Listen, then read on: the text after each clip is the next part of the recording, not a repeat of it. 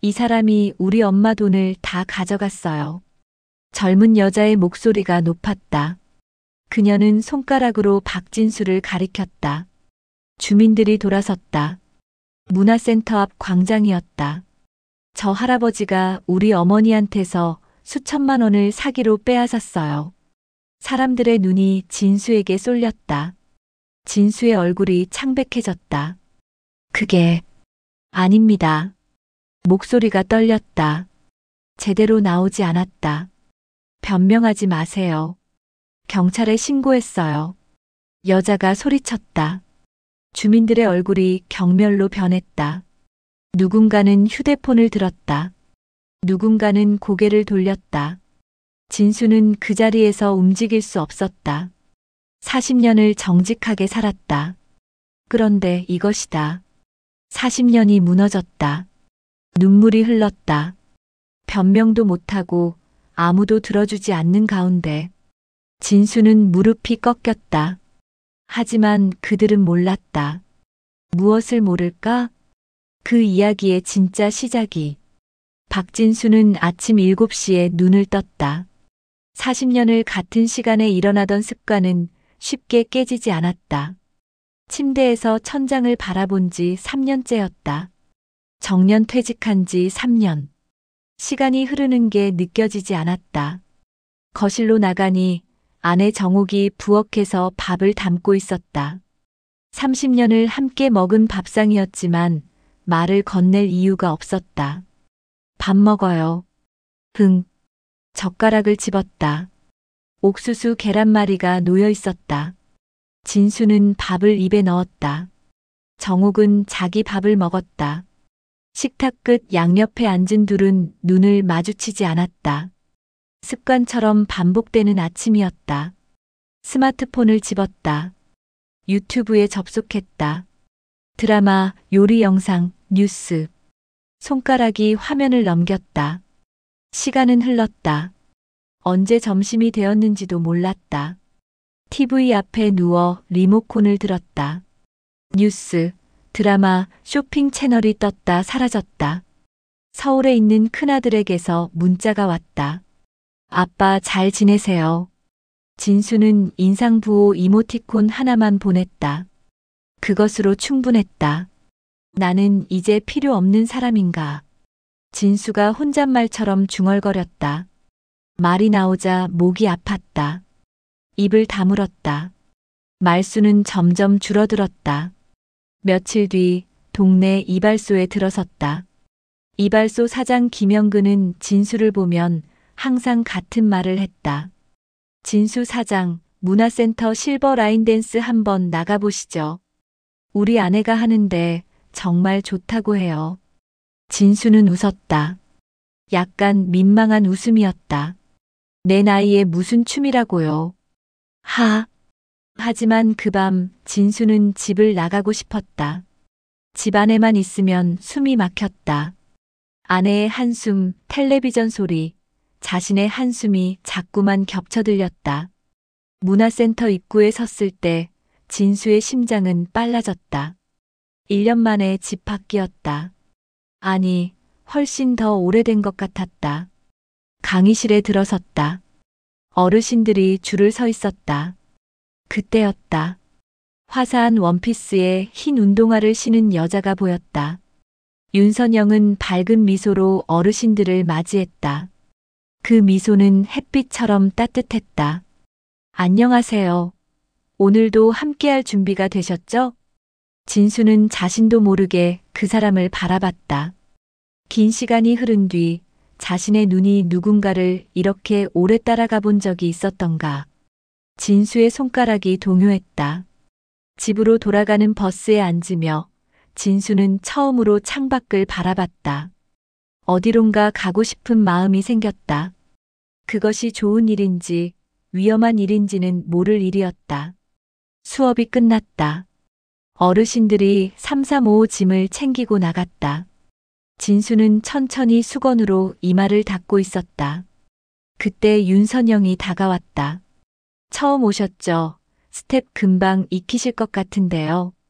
다정한 목소리였다. 진수는 고개를 들었다. 선영의 눈이 자신을 바라보고 있었다. 그 눈빛이 따뜻했다. 40년을 버스 운전석에 앉아 손님들의 뒷모습만 봤던 진수에게 누군가가 자신을 정면으로 바라본 것은 얼마만일까. 감사합니다. 진수의 목소리가 작았다. 며칠이 지났다. 수업이 있는 날이면 진수는 일찍 일어났다. 옷도 그전과 달랐다.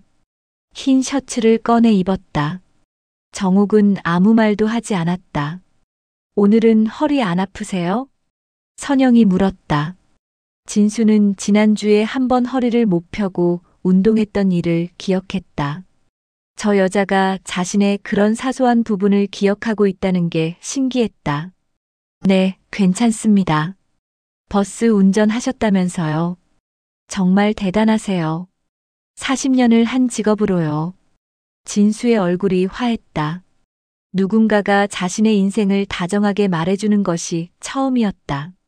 자존감이라는 것이 이렇게 회복되는 건가. 진수는 그제야 느꼈다. 집으로 돌아오면 아내 정옥은 항상 지쳐 있었다.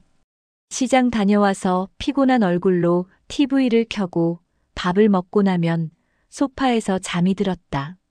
아침이면 다시 반찬을 차려놨다. 진수는 고생했네라는 말 한마디를 건넬 수 없었다. 뭔가 어색했다.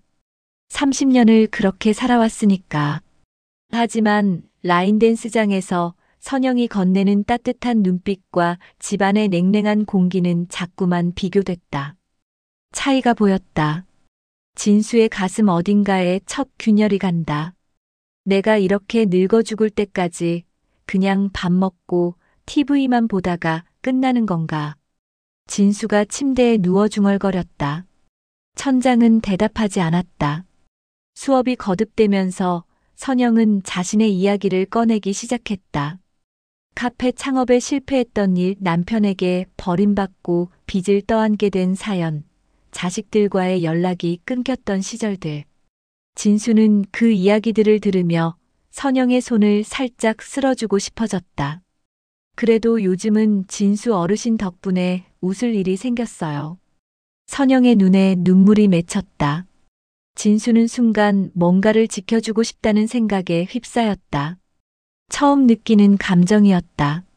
저는 노후의 쓸쓸한 어르신들을 위해 조용한 실버 카페를 다시 열고 싶거든요. 안정적인 투자처가 있다면 함께 해보고 싶은데. 선영이 은근히 흘린 말이 진수의 가슴에 박혔다. 그 말 이후로 진수는 밤마다 자신의 통장을 들었다. 버스 회사에서 받은 퇴직금, 아내 몰래 모아둔 비상금. 손가락이 화면을 밀었다. 0의 개수를 셌다.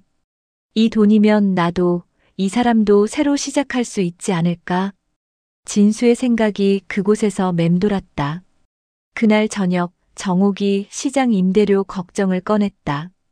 최근에 월세가 또 올랐어. 이제 큰돈 쓸 일은 만들지 말자. 정옥의 목소리는 조심스러웠다. 하지만 진수의 귓가에는 라인댄스장에서 들었던 선영의 웃음소리만 맴돌았다. 그 웃음이 지워지지 않았다. 진수는 정옥을 바라봤다. 아내의 주름진 얼굴, 회색 머리. 30년을 함께했던 사람이었다. 그런데 왜 저 사람의 목소리보다 낯선 여자의 웃음이 더 크게 들릴까? 진수의 손가락이 휴대폰 화면을 다시 켰다. 라인댄스 수업이 끝나고 어르신들이 나간 뒤였다. 윤선영은 진수에게 다가앉았다. 그의 얼굴에 뭔가 다른 표정이 있었다. 피곤함과 슬픔이 함께 묻어났다. 진수 어르신, 제 얘기 좀 들어줄래요? 선영이 작은 목소리로 물었다. 진수는 고개를 끄덕였다. 선영은 말했다. 카페 창업에 실패했던 날들, 남편에게 버림받던 날들, 빚을 떠안게 된 순간들, 자식들과의 연락이 끊겼던 몇 년의 시간들. 그 모든 것이 진수의 귀에 들어왔다. 그래도 요즘은 진수 어르신 덕분에 웃을 일이 생겼어요. 선영의 눈에 눈물이 맺혔다. 그것은 연기 같지 않았다. 진수는 순간 뭔가를 지켜주고 싶다는 감정에 휩싸였다. 40년을 누군가를 지켜본 적이 없었던 진수였다. 이제 누군가를 구하고 싶은 마음이 생겼다. 저는 노후의 쓸쓸한 어르신들을 위해 조용한 실버 카페를 다시 열고 싶거든요. 안정적인 투자처가 있다면 함께 해보고 싶은데. 선영이 은근히 흘린 말이었다. 하지만 진수의 가슴에는 못이 박혔다. 그 말 이후로 진수는 밤마다 통장을 들었다. 버스 회사에서 받은 퇴직금, 아내 몰래 30년간 모아둔 비상금 통장. 손가락이 화면을 밀었다. 0의 개수를 셌다. 이 돈이면 나도, 이 사람도 새로 시작할 수 있지 않을까? 그 생각이 진수의 머리를 맴돌았다. 밤새 맴돌았다. 아침이 됐다. 정옥은 밥을 담으며 말했다. 시장 임대료가 또 올랐어. 이제 큰돈 쓸 일은 만들지 말자. 정옥의 목소리는 조심스러웠다. 아내는 진수가 최근에 자주 외출한다는 것을 알고 있었다. 하지만 물어보지 않았다. 묻고 싶지 않은 걸까? 아니면 이미 알고 있는 걸까? 진수는 밥을 먹으며 정옥을 바라봤다. 회색 머리, 주름진 얼굴, 30년을 함께한 손. 그런데 왜 그 얼굴보다 선영의 미소가 자꾸만 떠올랐을까? 왜 그 목소리보다 선영의 웃음소리가 더 크게 들렸을까? 진수의 귀에는 라인댄스장에서 들었던 선영의 웃음만 맴돌았다. 수요일 수업 날이었다. 진수는 일찍 일어났다. 흰 셔츠를 입었다. 정옥은 아무것도 묻지 않았다. 라인댄스장에서 선영은 특별했다. 화사한 원피스, 밝은 미소, 다른 어르신들을 배려하는 말씨. 하지만 스텝을 가르칠 때 진수의 손을 잡는 시간은 조금 더 길었다. 그 손길이 진수의 심장을 두드렸다. 수업이 끝난 뒤 선영은 진수를 밖으로 나갔다. 어르신, 저를 도와줄 수 있을까요? 선영이 물었다. 그의 눈빛이 진수를 깊숙이 빨아들였다. 진수는 알았다. 이것이 위험한 순간이라는 것을. 하지만 그것도 알면서 진수는 고개를 끄덕였다. 네, 뭐든 도와드리겠습니다. 그 순간 진수는 자신이 어떤 선택을 하고 있는지 정확히 깨달았다. 그리고 그것이 무엇을 부를 것인지도. 하지만 멈출 수 없었다. 밤이 깊었다. 진수는 침대에 누워 천장을 봤다. 옆에는 아내의 잠든 얼굴이 있었다. 그리고 진수의 마음은 이미 다른 곳에 있었다. 라인댄스장의 불빛, 선영의 웃음, 시작할 수 있다는 그 말들. 그것이 진수를 잠 못 들게 했다. 새벽 3시 진수는 일어났다. 휴대폰 손전등을 켰다. 정옥이 뒹굴었다. 진수는 거실로 나갔다. 그곳에서 통장을 꺼냈다. 다시 한 번 0의 개수를 셌다. 그리고 생각했다. 이것이 내 마지막 기회야. 진수의 손가락이 떨렸다. 하지만 멈추지 않았다. 그날 저녁 진수는 소주 한 병을 마시고 돌아왔다. 라인댄스장 근처 호프집에서 선영을 기다리다 혼자 마신 것이었다. 선영은 오지 않았다. 문자도 없었다. 진수는 취한 채로 집으로 향했다. 정옥은 밥을 담고 있었다. 진수는 소파에 비틀거리며 앉았다. 술 냄새가 방 안에 퍼졌다. 우리도 각자 좀 자유롭게 살자. 말이 나왔다. 술 기운이었다. 하지만 진수는 그것을 멈추지 않았다.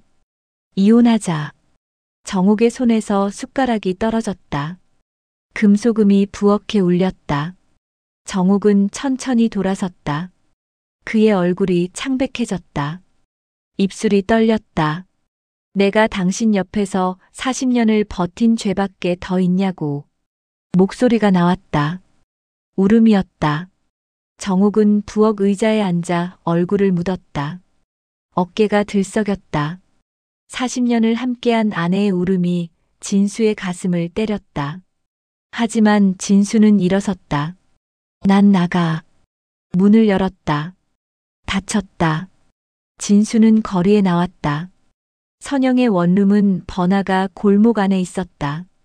진수는 문을 두드렸다. 선영이 나타났을 때 그의 눈은 반짝였다. 마치 이것을 기다렸다는 듯. 당신이랑 살고 싶어요. 진수의 목소리가 떨렸다. 같이 카페도 해보자. 진수는 두 손으로 비상금 통장을 건넸다. 남은 퇴직금도 따라왔다. 선영은 통장을 받았다. 그리고 진수의 얼굴을 봤다. 그 눈빛이 무언가를 확인하는 눈빛이었다. 진수 어르신이 이렇게 믿어주니 정말 고마워요. 선영이 진수를 안았다. 진수는 자신이 옳은 일을 한다고 생각했다. 사흘이 지났다. 동네 이발소에서 김영근이 진수를 봤을 때의 얼굴이 달라져 있었다. 선영의 아내가 이야기한 것이 퍼져나가고 있었다. 진수가 가정을 버리고 어린 여자와 살고 있다는 말이었다. 시장에서 정옥을 아는 사람들의 입방아에 진수의 이름이 올랐다. 저 나이에 미쳤다더라. 가족을 버렸다니. 카페 사기 아니냐고. 말들이 정옥의 귀에 들어왔다. 정옥은 시장을 나갔다. 누군가가 저 사람 남편이 도망쳤어라고 속닥거렸다. 휴대폰이 울렸다. 첫째 아들 진우였다. 아버지라는 사람이 정말 창피합니다. 목소리가 차갑고 딱딱했다. 더는 연락하지 마세요. 끝. 그것이 아들이 남긴 마지막 말이었다. 둘째 아들도 같은 말을 했다. 톤만 조금 더 냉정했다. 진수는 선영에게 물었다. 카페는 언제 오픈하죠? 아직 계약 진행 중이에요. 전문가를 믿어야 한다니까요. 모든 계약은 선영 명의로 진행됐다. 진수가 직접 가본 점포는 없었다. 선영은 아직 정해지지 않았다며 자꾸만 미뤘다. 진수는 점점 불안해지기 시작했다. 한 달이 지났다. 선영의 전화가 잘 받지지 않기 시작했다. 메시지에도 답장이 없었다. 라인댄스 강사실에는 잠정 휴강이라는 안내문만 붙어 있었다.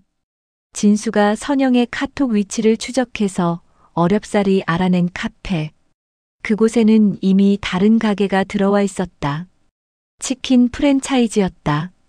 진수는 그곳에서 멈췄다. 한참을 서 있었다. 자신이 완전히 이용당했다는 사실이 한꺼번에 밀려왔다. 통장의 돈, 퇴직금, 40년을 모은 것, 모두 사라졌다. 아니, 사라진 게 아니라 빼앗겼다. 진수의 몸이 떨렸다. 손가락이 떨렸다. 목이 메었다. 거리의 중간에서 진수는 무릎을 꿇었다. 사람들이 지나갔다. 누군가는 휴대폰을 들고 웃었다. 누군가는 연인과 손을 잡고 지나갔다. 진수는 거기서 울었다. 40년을 정직하게 살았다. 손님들에게 미안하다고 했다. 신호를 지켰다. 규칙을 지켰다. 그리고 이것이다. 눈물이 흘렀다. 통곡이었다. 40년의 외로움이 한 번에 터져 나왔다. 오랜 시간이 지났다. 진수는 일어섰다. 손으로 얼굴을 닦았다. 눈을 떴다. 그 눈빛이 달라져 있었다. 다시 일어서야 한다. 목소리가 나왔다. 작지만 분명했다. 나는 죽지 않았다. 진수의 눈이 무언가를 응시했다. 거기에는 결심이 있었다. 진수는 거리에 내몰렸다. 전 재산을 잃었다. 아내의 집에서는 쫓겨나다시피 나왔다. 쪽방도 없었다. 짐도 없었다. 몸뿐이었다. 비가 내리는 날, 진수는 지하철역 계단 아래에 쪼그려 앉았다. 사람들의 발이 그의 머리 위를 지나갔다. 누군가가 안내지를 내려놨다. 노숙인 쉼터. 진수는 그것을 집어들었다. 쉼터는 회색이었다. 회색 벽, 회색 침대, 회색 담요. 밤마다 진수는 잠이 오지 않았다. 옆에서 누군가의 콧꼬리 소리가 났다. 천장의 불빛이 깜빡였다. 버스를 몰던 시절이 떠올랐다. 피곤해도 안전벨트를 확인하던 습관. 출근길 손님들에게 좋은 하루 보내세요라고 말하던 자신. 그때 진수의 목소리는 낮았지만 정중했다. 시장에서 허리를 굽혀 생선을 손질하던 정옥의 뒷모습이 잔상처럼 떠올랐다. 그는 몇십 년을 그렇게 살았다. 진수를 위해, 아들들을 위해, 말없이. 진수는 베개 위에서 눈을 떴다 감았다를 반복했다. 행복이 없었던 게 아니었다. 깨달음이 가슴을 때렸다. 내가 걷어차고 나온 것이었다. 늦은 후회가 가슴을 짓눌렀다. 손가락을 깨물었다. 입술을 깨물었다. 소리를 내지 않고 울었다. 몇 주가 지났다. 쉼터에 주기적으로 방문하는 사회복지사가 있었다. 이민아였다. 30대 초반의 여성이었다. 그는 항상 따뜻했다. 어르신, 예전 얘기 좀 들려주세요. 버스기사 하셨다면서요. 이민아가 물었다. 진수는 입을 꾹 다물었다. 말할 기운이 없었다. 하지만 이민아는 자꾸만 물었다. 위협하지 않았다. 판단하지 않았다. 그냥 물었다. 날마다. 버스 운전 오래 하셨어요? 손님들은 어땠어요? 가장 기억나는 손님 있어요? 며칠, 몇 주가 지났다. 그러던 어느 날 진수가 입을 열었다. 40년이었습니다. 목소리가 나왔다. 거칠었다. 오랜 침묵 끝에 목소리였다. 버스를 40년을 몰았어요. 규칙을 지켰습니다. 신호를 지켰어요. 손님들을 안전하게 모셨고. 진수가 계속했다. 그리고 집에서도 밥을 먹고 TV를 봤어요. 아내는 시장에서 일했습니다. 아들들은 서울에서 살았어요. 우리는 같은 집에 살았지만 다른 세상에 있었어요. 이민아는 듣고만 있었다. 그런데 한 여자가 나타났어요. 라인댄스 강사였습니다. 그 사람이 나를 봤어요. 처음으로요. 누군가가 나를 봐줬어요. 진수의 목소리가 떨렸다. 그래서 나는 모든 걸 줬어요. 통장, 돈, 가족. 다 줬어요. 그런데 그 사람은 나를 이용했어요. 나와 함께할 생각도, 카페를 열 생각도 없었어요. 진수가 멈췄다. 천장을 봤다. 그제야 깨달았어요. 아내의 눈빛을 봤어요. 30년 동안 봤지만 제대로 본 적이 없었어요. 그 눈빛에 뭔가 있었어요. 사랑이었어요. 목소리가 작아졌다. 그리고 아들들의 목소리도요. 차갑긴 했지만 그건 상처였어요. 내가 준 상처였어요. 이민아가 물었다. 지금 후회하세요? 진수가 고개를 끄덕였다. 굉장히요. 굉장히 합니다. 침묵이 흘렀다. 쉼터의 천장에서 물이 떨어지는 소리가 났다. 누군가의 기침 소리도 들렸다. 어르신, 다시 시작할 수 있어요. 이민아의 목소리였다. 진수는 그 말을 반복했다. 다시 시작. 그것이 가능할까? 40년을 살았는데, 모든 것을 잃었는데, 아내에게도 아들들에게도 버림받았는데, 하지만 뭔가 가슴속에서 움직였다. 작은 불꽃이었다. 밤이 깊었다. 진수는 침대에 누웠다.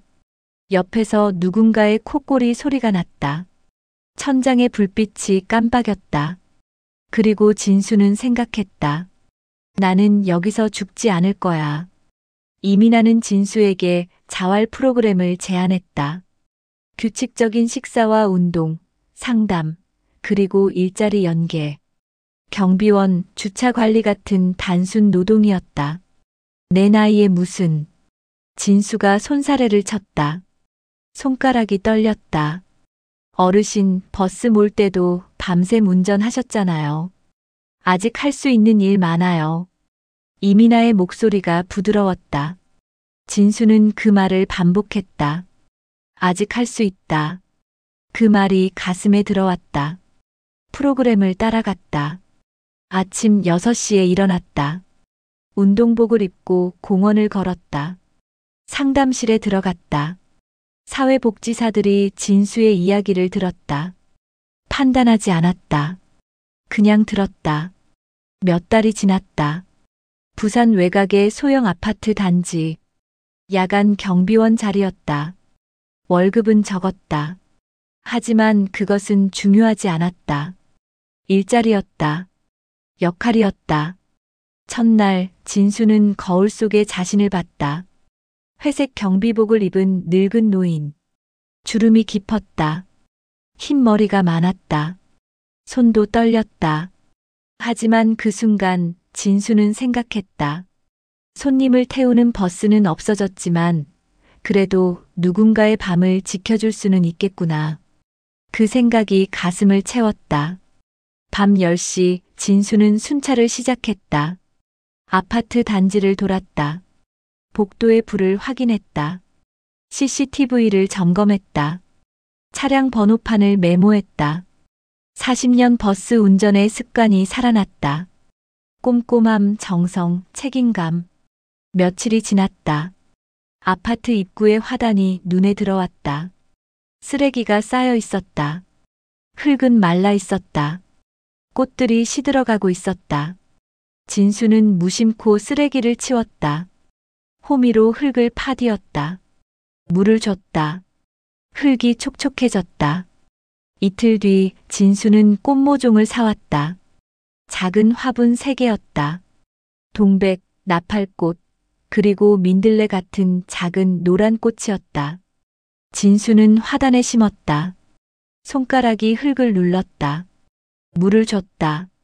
밤 11시 경비실로 돌아왔다. 며칠이 더 지났다.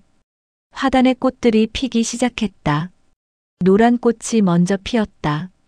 그 다음 동백이 봉우리를 틔웠다. 한 아이가 화단을 보며 손가락을 가리켰다. 엄마, 이 꽃 예뻐요. 엄마가 웃었다. 진수는 그 모습을 봤다. 아무것도 말하지 않았다. 하지만 가슴이 뜨거워졌다. 며칠마다 진수는 화단을 가꿨다. 말라가는 흙에 물을 주고 떨어진 잎을 치웠다. 새벽 3시 아무도 없는 시간에 진수의 손은 흙을 어루만졌다. 이것도 누군가를 위한 일이야. 진수가 중얼거렸다. 밤은 길었다. 하지만 이제 밤은 외로움이 아니었다. 책임이었다. 누군가를 지켜주는 밤. 꽃을 돌보는 밤. 경비실 책상 위에는 이민아의 편지가 놓여 있었다. 3줄짜리 편지였다. 어르신, 잘하고 계세요. 다시 시작했어요. 이제는 당신의 차례입니다. 진수는 그 편지를 몇 번이나 읽었다. 밤마다, 새벽마다. 한 달이 지났다. 화단은 작은 정원이 돼 있었다. 동백은 붉은 꽃을 터뜨렸다. 나팔꽃은 보라색으로 하늘을 향했다. 민들레는 하얀 솜처럼 날렸다. 진수는 밤 순찰을 도는 중에 문득 생각했다. 내 인생이 끝나는 게 아니구나. 그것이 새로운 시작이었다. 아파트 단지의 밤은 여전히 길었다. 하지만 이제 진수의 밤은 다른 색깔이었다. 어둠 속에서 꽃을 돌보는 노인의 밤. 누군가의 안전을 지키는 밤. 경비복의 진수는 거울 속에서 조금씩 변하고 있었다. 주름은 여전했지만 눈빛이 달라졌다.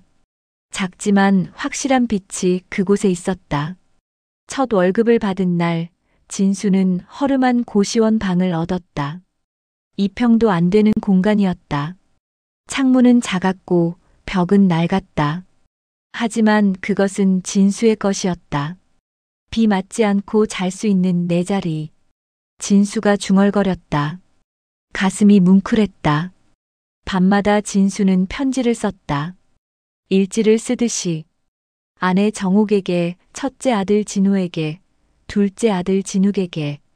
의미 없을지 몰라도 미안하다고는 말해야겠다. 펜이 종이에 닿았다.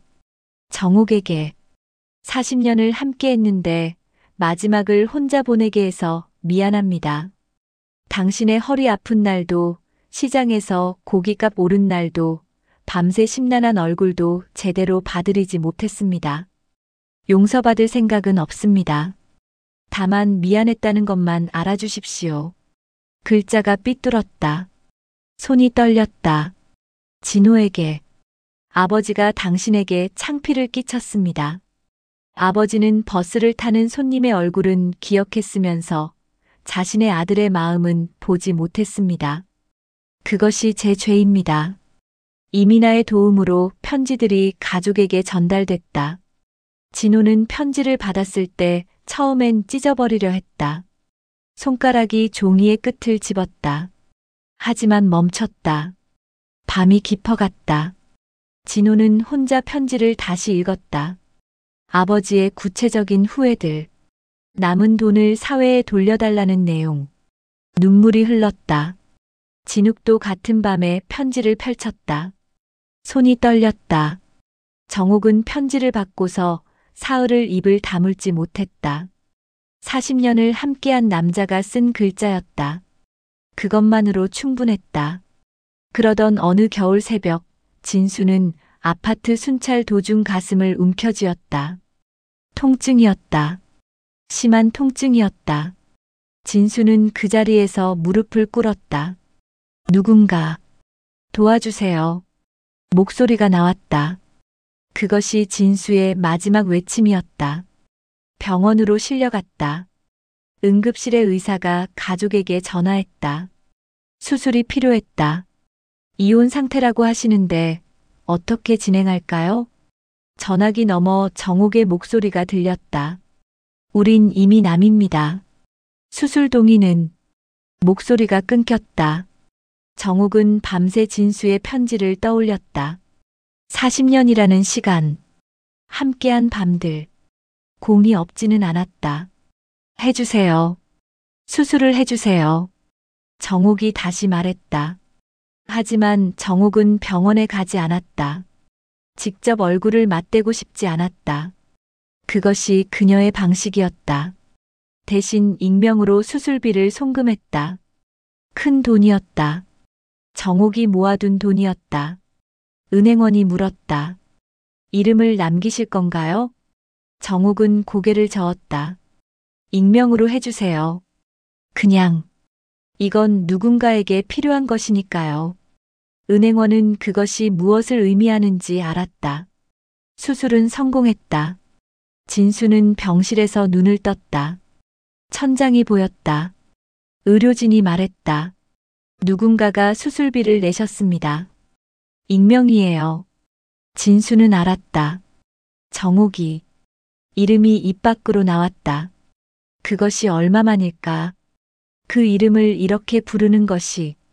밤이 깊었다. 병실의 창밖으로 겨울이 보였다. 눈이 조용히 내리고 있었다. 진수는 다시 펜을 집었다. 정옥에게. 당신이 저를 보내주셨군요. 감사합니다.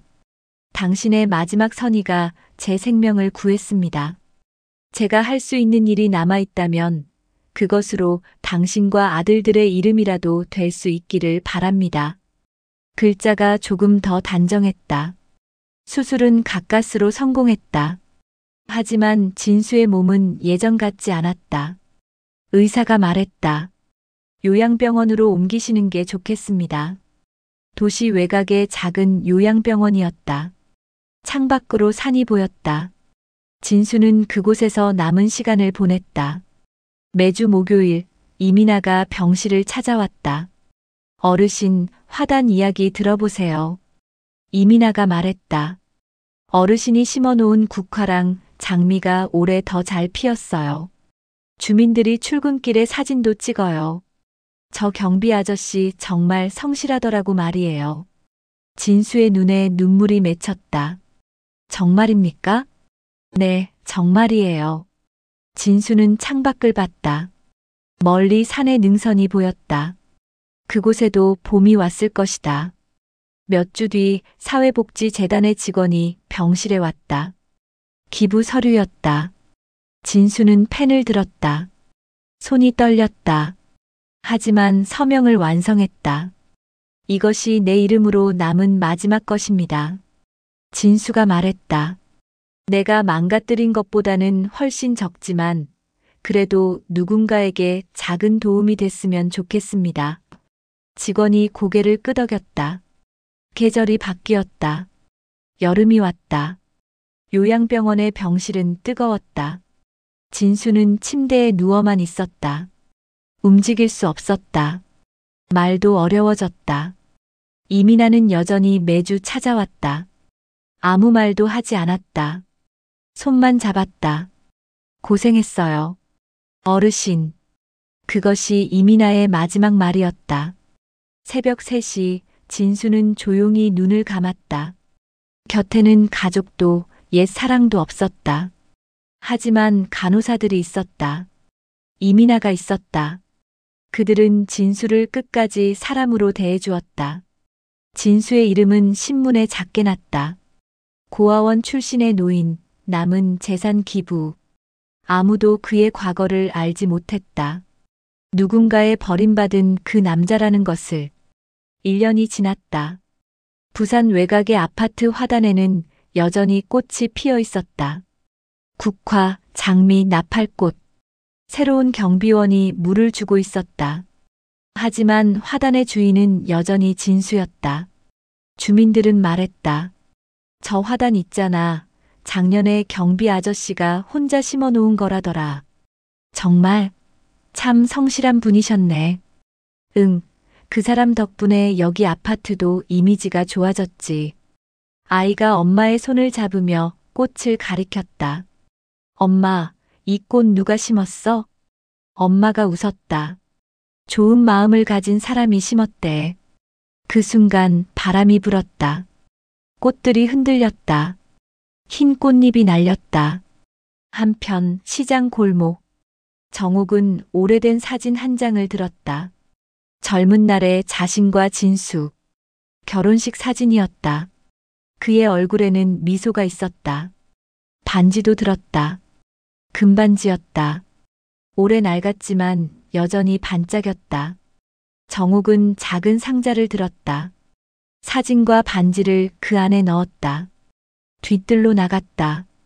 흙을 파디었다. 상자를 묻었다. 흙을 덮었다. 정옥이 중얼거렸다. 당신 잘 가요. 이제 진짜 끝내자. 그녀의 얼굴에는 오랜 원망과 슬픔이 있었다. 하지만 그것을 덮은 것은 묵직한 안도였다. 무거운 짐을 내려놓는 그런 안도. 정옥은 흙 위에 서 있었다. 손을 모았다. 기도처럼. 화면은 아파트 화단으로 돌아온다. 바람에 흔들리는 꽃들. 햇빛에 반짝이는 꽃잎들. 출근길 주민들이 잠깐 멈춰 그것을 본다. 버스도 라인댄스도 사라진 돈도 없었다. 하지만 늦게나마 자신의 잘못을 직시하고 속죄하려 했던 한 노인의 흔적은 조용히 남아 있었다. 그것이 진수가 남긴 유산이었다. 화단의 꽃들은 내년 봄에도 필 것이다. 그리고 그 다음 봄에도.